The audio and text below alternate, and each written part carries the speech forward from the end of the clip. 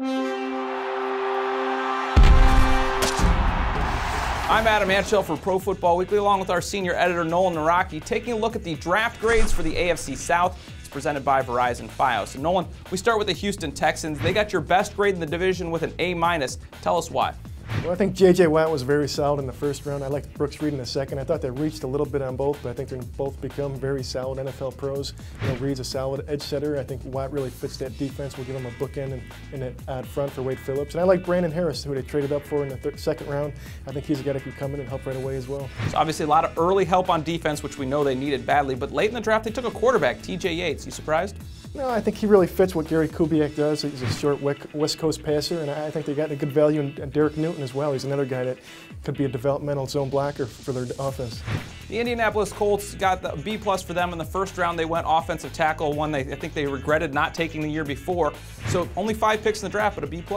Yeah, I think all 3 of their first picks could come in right away and start. Anthony CASTONZO is a guy that could plug in at left tackle. I think IJALANA could start at guard and move out to right tackle eventually and replace Ryan Diem.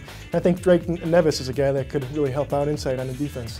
Only 5 picks, but it seems like some solid guys there. The Tennessee Titans were given a B, a surprising move to many of us in the first round at the 8th overall pick. They took Jake Locker. I think we thought maybe a quarterback there. Blaine Gabbert was on the board. They didn't go with him. Overall, you like it? I like the intangibles that Locker brings, and I think that's what they felt very comfortable with. He really fits Chris Palmer's offense, so it made sense from that standpoint as well. Akeem Ayers, I thought, was a solid pick in the second round. He has the athletic ability that they're seeking in their defense, and I think they picked a lot of players throughout this draft that can come in and provide help on special teams.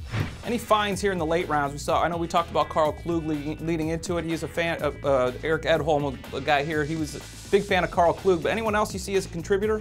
Well, I think KLUG could help. I think Zach Clayton's a guy that can come in and help. I think both of them could be solid rotational players in that defensive line. The Jacksonville Jaguars gave them a C+.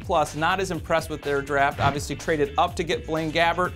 Not liking that pick, or is it the rest of the draft? I think it's just that they had to trade up at a number of points. They only came away with 5 players, and it was a very developmental feel to this draft. Yeah, Will Rackley coming from Lehigh, Cecil Shorts from Mount Union, Chris Brozinski from Wyoming, and Rod Isaac. All 4 of these players came from small schools, lower level of competition, and I think Blaine Gabbert's going to be a considerable project as well. So I think it's just going to take a couple years for it to pan out. It could be a B or maybe even an A down the road if they hit, but I think there's just too much risk, too much development involved with this draft.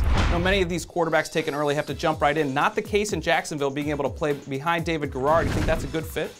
I think it's a good fit, but I think the problem is you got a coaching staff that's only got 2 years left on his contract. I think Jack Del Rio, as soon as I can get rid of him, I think he's out the door. So you drafted a lot of developmental talent that's going to have to come in and learn under a coaching staff that's probably not going to be there in a couple of years. So it could turn out to be troublesome down the road. Might be good for the next coaching staff whenever they actually replace Del Rio's guys.